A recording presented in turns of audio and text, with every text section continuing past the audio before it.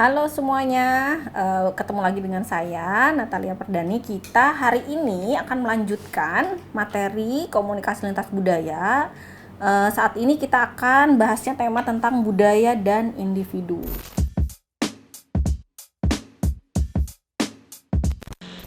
Ya, jadi ini berkaitan dengan identitas budaya. Nah, sebelumnya kita kan sudah belajar ya tentang bagaimana keluarga itu sebagai pembentuk identitas awal kita. Nah, ini lanjutannya. Ya, jadi ini tentang kaitannya budaya dan individu. Tapi lebih berkaitan dengan identitas budaya. Ya. Oke, kita lihat dulu nih definisinya. Apa sih definisi identitas itu gitu ya. Jadi, definisi dari identitas adalah konsep diri yang direfleksikan melalui keluarga, gender, budaya, etnis, dan sosialisasi individu. Kemudian identitas ini sebenarnya bersifat dinamis gitu. Jadi dia berubah menurut pengalaman kita. Jadi nggak statis ya identitas itu ya, bisa sangat dinamis sekali berubah-ubah. Tergantung pengalaman yang mempengaruhi kita, seperti itu. Kemudian kenapa sih identitas ini penting gitu ya? Nah, karena kalau kita lihat gitu dengan adanya globalisasi gitu ya, kemudian adanya pernikahan antar budaya, kemudian muncul pola imigrasi sehingga identitas ini akan berubah sesuai dengan tadi tuh ya. Misalnya dengan globalisasi ini ya, identitas kita itu bisa sangat beragam sekali. Apalagi misalnya dengan adanya pernikahan antar budaya gitu ya. Saya rasa di sini kalian juga pasti ada yang orang tuanya itu berbeda budaya. Misalnya, oh ayah saya orang Jawa tapi ibunya orang Sunda gitu ya, atau misalnya ibunya orang Padang gitu, ayahnya orang Batak misalnya. Jadi dengan adanya pernikahan antar budaya gitu ya, identitas kita pun akan mengikuti gitu ya, mengikuti apa yang menjadi keluarga kita gitu ya, asal dari keluarga kita. Ya, kemudian juga dari pola migrasi gitu ya, banyak misalnya orang-orang sekarang dengan kemudahan teknologi gitu ya, bermigrasi dari satu tempat ke tempat lain gitu ya, sehingga identitas kita pun bisa sangat beragam gitu ya. Nah, selanjutnya identitas ini ada klasifikasinya. Nah, kita lihat nih dari dua rujukan. Yang pertama dari Turner, yang kedua dari Hall. Masing-masing baik Turner maupun Hall itu mengidentifikasikan klasifikasi identitas itu menjadi 3 tahap. Ya, yang pertama kalau menurut Turner itu adalah identitas manusia. Yang kedua identitas sosial, dan yang ketiga adalah identitas pribadi. Nah, kalau menurut Hall, yang pertama itu identitas pribadi, yang kedua itu identitas hubungan, dan yang ketiga adalah identitas komunal. Kita lihat ya, apa sih yang dimaksud dengan klasifikasi identitas menurut Turner dulu. Ya, jadi kalau menurut Turner itu ada identitas manusia. Jadi kalau identitas manusia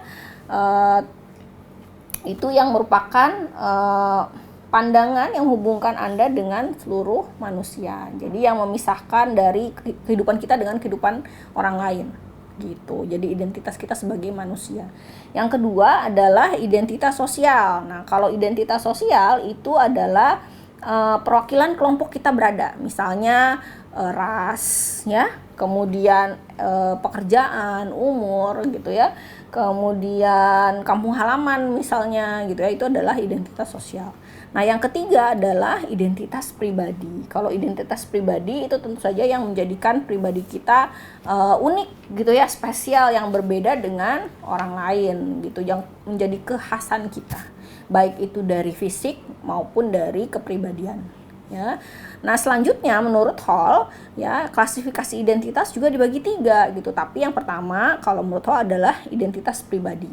Ya, sama seperti Turner ya, identitas pribadi itu adalah identitas yang sifatnya sangat personal gitu, yang menjadikan diri kita berbeda dengan orang lain gitu ya, baik itu secara fisik, secara kepribadian gitu ya, itu menjadikan kita berbeda dengan orang lain. Tidak akan ada identitas yang identik di dunia ini Jadi setiap orang tuh pasti punya identitas pribadi sendiri-sendiri. Bahkan orang kembar pun gitu ya, yang kembarnya identik gitu ya, pasti dia punya perbedaan. Itu nggak mungkin sama persis. Ya, pasti sifatnya berbeda lah mungkin gitu ya. Secara fisik misalnya kalau sama persis banget gitu, banget sampai susah dibedain gitu ya. Tapi kalau dicek misalnya sidik jari pasti beda gitu ya. Karena tadi tuh identitas pribadi itu benar-benar yang mencirikan kita ya, yang membedakan kita dengan orang lain, yang sifatnya unik. Ya. Kemudian yang kedua adalah identitas hubungan ya. Jadi identitas hubungan ini adalah identitas yang terbentuk dari hasil hubungan kita dengan orang lain. Misalnya kalau kita punya suami, berarti identitas kita adalah istri dari Bapak A misalnya. Gitu ya. Kalau kita misalnya guru gitu ya, dosen kayak saya misalnya, berarti saya adalah dosen dari mahasiswa apa, dosen dari universitas apa. Nah, itu tuh identitas hubungan gitu ya. Atau misalnya di pekerjaan gitu ya, saya adalah misalnya identitasnya saya adalah misalnya karyawan perusahaan apa. Nah, itu adalah identitas hubungan. Nah, yang terakhir adalah identitas komunal. Nah, kalau identitas komunal ini berkaitan dengan komunitas yang skalanya besar, misalnya kewarganegaraan ya, kemudian etnis ya, gender, agama, atau misalnya aliran politik ya. Jadi misalnya kalau ditanya nih identitas komunal kita yang berkaitan dengan kewarganegaraan apa? Oh, saya warga negara Indonesia ya. Atau misalnya identitas komunal kita yang berkaitan dengan etnisnya apa? Oh, saya etnisnya Sunda gitu. Atau misalnya identitas komunal kita yang berkaitan dengan gendernya apa? Oh, saya perempuan gitu ya. Agama misalnya apa? Oh, saya agamanya Islam. Jadi seperti itu ya. Nah, kemudian ada banyak sebenarnya jenis dari identitas sosial ya. Kalau di Samovar dia dikelompokkan menjadi 8 ya. Ada 8 jenis identitas sosial. Yang pertama adalah identitas rasial. Nah, yang kedua adalah identitas etnis, yang ketiga ada identitas gender, yang keempat ada identitas nasional, yang kelima ada identitas regional, yang keenam ada identitas organisasi, ketujuh ada identitas pribadi, dan terakhir ada identitas dunia maya dan hayalan. Kita lihat satu-satu ya. Yang pertama tadi identitas rasial. Identitas rasial itu apa sih gitu ya. Jadi kalau identitas rasial itu biasanya klasifikasinya ke dalam ras itu di dunia itu dibagi menjadi 3 kelompok besar tuh ya. Jadi ada ras Mongoloid ya, ada ras Kaukasoid, dan ada ras Negro. Kalau kita masuk ke yang mana? Ayo kira-kira. Nah, kita masuk ke yang Mongoloid. Ya, jadi kita kalau tanya misalnya rasnya apa, kita rasnya adalah yang Mongoloid. Ya, cirinya adalah kita yang kulitnya berwarna gitu. Berwarna itu artinya kalau kita apa ya, sawo matang ya. Gitu. Negro juga ya kulit berwarna gitu ya. Tapi kalau yang Kaukasoid itu biasanya diistilahkan dengan ras yang berkulit putih. Misalnya berarti yang di wilayah Eropa gitu ya. Seperti itu. Kemudian yang kedua adalah identitas etnis. Nah, identitas etnis ini sebenarnya banyak yang sering mendefinisikannya itu kabur gitu dengan identitas rasial. Jadi itu kayak kecampur-campur gitu ya antara identitas rasial dengan identitas etnis. Padahal yang paling gampang sebenarnya untuk membaginya adalah kalau rasial ya tadi itu dia hanya yang dikelompokkan dalam 3 ras besar tadi. Baik itu Mongoloid, Kaukasoid, atau Negro. Artinya kalau identitas rasial itu biasanya erat kaitannya dengan warisan biologis ya, yang menghasilkan ciri di fisik. Misalnya kayak tadi tuh warna kulit ya, bentuk mata ya, tekstur rambut misalnya gitu ya. Nah, itu kalau yang rasial. Pokoknya kalau yang mengarahnya ke warisan biologis ya, yang sifatnya fisik itu biasanya dikategorikannya ke dalam identitas rasial.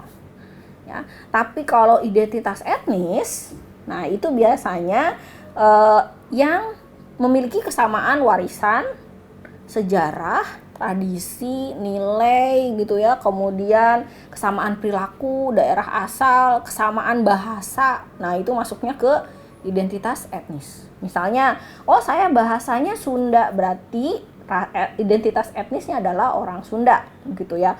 Atau misalnya asal daerahnya, oh saya dari daerah Jawa Barat. Oke, berarti kalian adalah identitas etnisnya orang Sunda. Kayak gitu ya. Jadi itu perbedaan antara rasial dan etnis. Kemudian yang selanjutnya adalah identitas gender. Nah, kalau identitas gender itu tentu saja yang merujuk kepada tadi tuh kepribadian kita, apakah misalnya kita seorang laki-laki atau perempuan gitu ya. Nah, kemudian selanjutnya adalah identitas nasional. Kalau identitas nasional tentu saja merujuknya kepada kewarganegaraan ya. Misalnya saya warga negara Indonesia, berarti identitas nasionalnya adalah warga negara Indonesia gitu ya. Kemudian selanjutnya adalah identitas regional. Nah, kalau regional ini tentu saja karena dia istilahnya regional, dia lebih skupnya lebih kecil daripada nasional. Nah, regional ini kalau di kita misalnya dibaginya per wilayah nih ya. Oh, ini orang Jawa Barat, ini orang Jawa Tengah, ini orang Jawa Timur gitu ya. Jadi itu yang identitas regional. Ya, kalau misalnya di luar negeri itu kayak di Amerika misalnya ya. Nah, identitas regional ini juga ada yang sangat kuat sekali gitu ya. Misalnya orang-orang Texas gitu ya, dia pasti sangat kuat sekali identitas regionalnya, menamakan dirinya sebagai saya orang Texas loh, kayak gitu ya. Atau misalnya kalau di Jepang nih, orang Tokyo, identitas regionalnya itu ini sekali gitu ya, kuat sekali gitu, menamakan oh saya mau orang Tokyo. Mungkin kalau di sini kayak saya orang Jakarta, kayak gitu kali ya.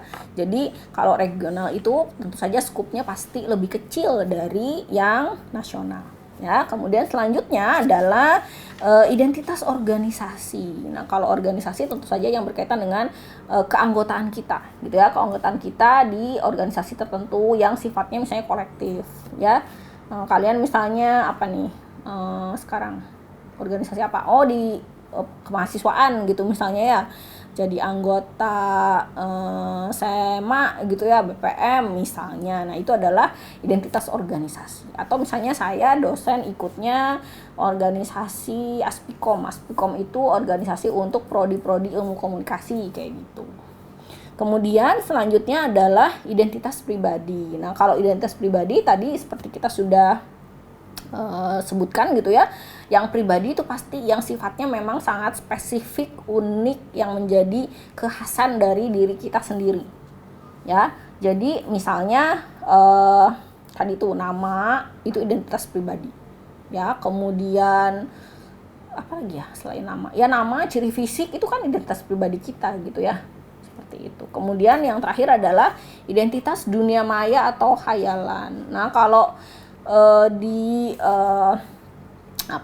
zaman yang penuh dengan perkembangan teknologi yang canggih gitu ya, kita tentu saja punya yang namanya identitas di dunia maya ya. Kalian pasti punya akun di media sosial ya, banyak sekali gitu, mau di Instagram kah, di apakah, di Twitter kah, di Facebook kah gitu ya. Nah, itu pasti kalian ada yang misalnya membentuk identitas kalian di dunia maya itu berbeda dengan identitas kalian di dunia nyata. Coba kalau kalian pikirkan gitu ya, pasti kalian suka lihat misalnya ada akun yang isinya kok kayaknya ini orang senang-senang mulu gitu ya, kok kayaknya nggak pernah susah gitu ya. Nah, itu pasti kan identitasnya sebenarnya sudah dimodifikasi gitu, hanya menampilkan misalnya identitas yang bahagia terus, yang senang terus gitu ya, yang sukses terus. Padahal sebenarnya di kehidupan nyata nggak mungkin seperti itu gitu. Nggak mungkin orang misalnya selalu bahagia, selalu sukses, selalu senang-senang aja gitu ya. Jadi makanya kenapa kalau identitas di dunia maya itu digabungkannya dalam jenis identitas sosial itu adalah dengan identitas khayalan. Karena tadi tuh biasanya kita tanpa kita sadari ya, kita juga suka ada yang membuat akun-akun apa ya disebutnya ya, akun bukan palsu sih ya, akun imajinasi kali ya, yang merupakan misalnya versi lain dari kita gitu ya. Mungkin kalian pakai nama samaran gitu ya, atau misalnya pakai identitas baru gitu ya, kan kita nggak tahu. Nah, itu yang disebut dengan identitas dunia maya dan hayalan. Nah, kemudian selanjutnya ini adalah ada model 3 tahap pertumbuhan identitas menurut Pine ya. Jadi kalau menurut Pine itu saat manusia gitu mengembangkan identitasnya itu dia melalui 3 tahapan. Itu tahapan pertama adalah identitas yang tidak diketahui. Artinya saat ini individu itu belum memiliki ketertarikan terhadap sebuah identitas gitu ya. Dia masih menganggap bahwa itu nggak penting gitu ya. Kemudian tahap kedua adalah pencarian identitas etnis. Jadi individunya sudah mulai tertarik gitu dengan misalnya seperti apa sih sebenarnya gitu ya, asal usul saya, seperti apa sih sebenarnya budaya saya, seperti apa sih sebenarnya etnis saya, kayak gitu ya. Itu mulai mencari, namanya pencarian identitas. Dan yang tahap terakhir adalah pencapaian etnis. Artinya orang itu sudah kemudian memahami gitu, ternyata saya tuh etnisnya ini. Kalau etnis ini tuh biasanya secara budaya dia seperti ini pandangannya. Secara budaya berarti nilai-nilai normanya seperti ini, etikanya seperti ini gitu ya, dan segala macam. Jadi sampai yang tahapan terakhir yaitu pencapaian etnis. Ya. Nah, kalau tadi menurut Pine itu ada 3 tahap ya. Nah, kalau menurut Martin dan Nakayama dia membaginya menjadi 4 tahap ya. Jadi Martin dan Nakayama itu menyebutkan bahwa ada 4 tahap perkembangan identitas mayoritas dan minoritas ya. Jadi sebenarnya kurang lebih tahapannya mirip gitu dengan yang Pine gitu ya. Bedanya adalah kalau yang Martin dan Nakayama itu ada tahapan ketiga gitu yang membedakan. Jadi yang pertama adalah identitas yang tidak diketahui, kayak tadi tuh ya punyanya Pine. Jadi dia belum tahu nih kira-kira sebenarnya identitasnya itu seperti apa sih gitu ya. Yang ingin dimunculkan gitu dari identitas kita tuh sebenarnya apa gitu ya. Kita masih mencari-cari. Kemudian yang kedua adalah tahap penyesuaian. Jadi kita masih mulai mengadakan penyesuaian dengan identitas kita yang sudah kita cari tahu gitu. Ternyata kita tuh seperti ini. Berarti kita sudah mulai melakukan namanya penyesuaian. Nah, yang ketiga adalah tahap resistensi dan pembedaan. Nah, ini yang berbeda dari tahapannya Pine ya. Dari Martin dan Nakayama itu ada tahapan ketiga, yaitu tahapan resistensi dan pembedaan. Jadi kita kalau di tahapan ketiga ini mulai memisahkan, memilah-milah gitu sebenarnya. Yang mana nih yang memang masuk ke dalam identitas kita, mana yang bukan gitu ya, mana yang kita pertahankan, mana yang tidak gitu ya, seperti itu. Dan yang terakhir adalah tahapan integrasi ya. Jadi sudah mulai diterapkan gitu dalam kehidupan sehari-hari gitu ya. Nah, selanjutnya kita akan bahas mengenai identitas dalam masyarakat multikultural ya. Jadi tadi tuh ya, karena kita sekarang itu sudah ada di dunia yang sangat global gitu ya, di mana batas-batas wilayah itu menjadi kabur gitu ya. Kemudian proses migrasi, perpindahan orang gitu sangat cepat gitu, bisa langsung kemana-mana di seluruh dunia gitu dengan mudah gitu ya. Sehingga akan muncul yang namanya masyarakat multikultural.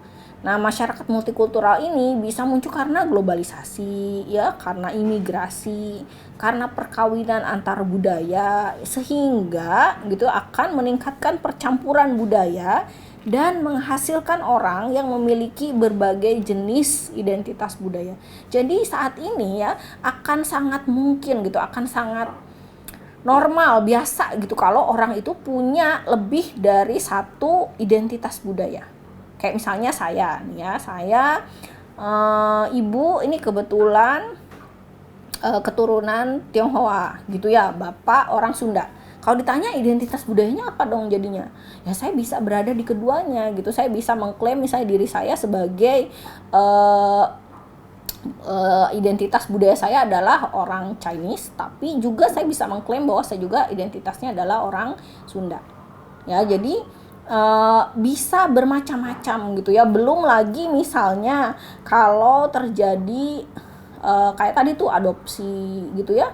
Kalau diadopsi itu pasti nanti dia punya banyak sekali gitu identitas budaya gitu. Misalnya kalau kalian perhatikan sekarang ya di negara-negara maju itu banyak sekali mengadopsi anak-anak dari negara-negara yang tertinggal gitu ya.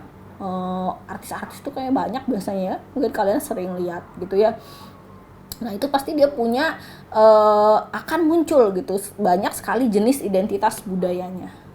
Ya, jadi identitas budaya ini lama-lama sebenarnya menjadi kabur gitu di tengah integrasi budaya, di tengah interaksi bikultural gitu ya, di tengah pernikahan antar ras gitu dan proses adaptasi. Karena kita juga saat bersinggungan dengan budaya lain pasti melakukan yang namanya proses adaptasi.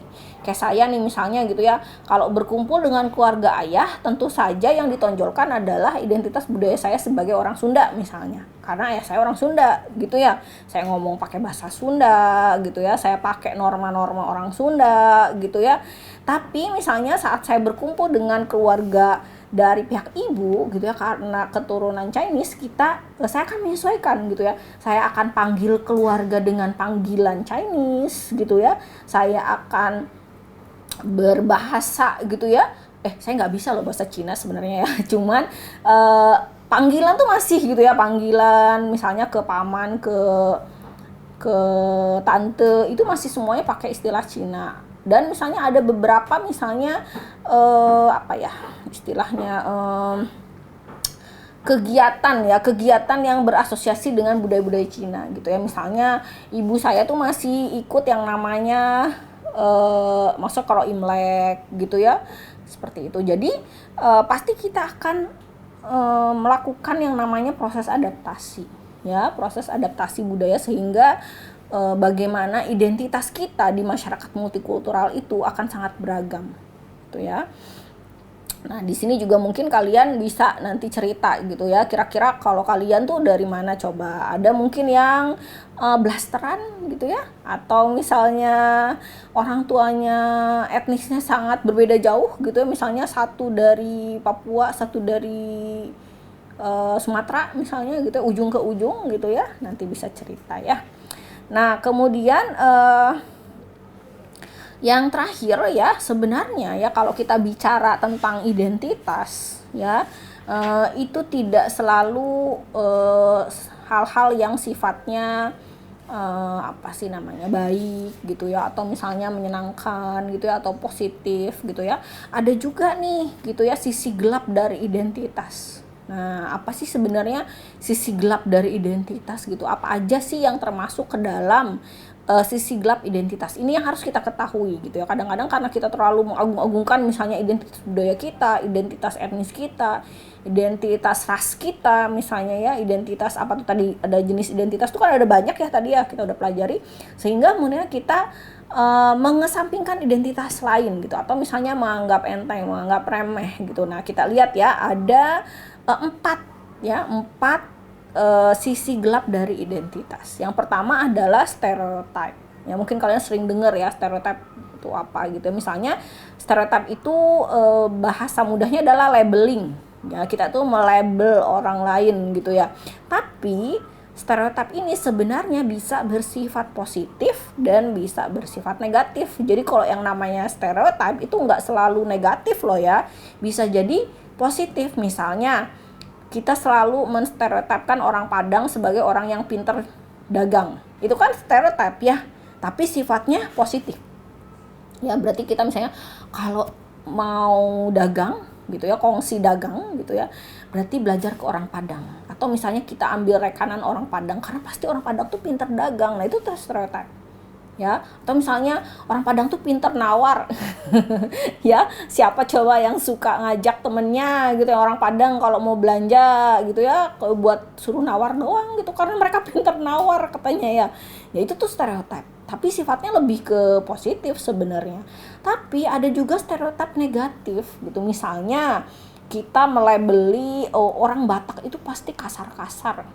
Orang Batak tuh selalu kasar-kasar deh gitu ya. Itu tuh stereotip. Ya, atau misalnya orang Cina tuh pelit ya, sering banget gitu kita dengar. Nah itu stereotip tapi yang sifatnya negatif. Kita tuh melabel gitu ya, melabelkan gitu, melabeli dari apa, dan kita tuh melakukan yang namanya generalisasi gitu kan. Siapa, nggak semua gitu seperti itu, tapi kita anggapnya seperti itu.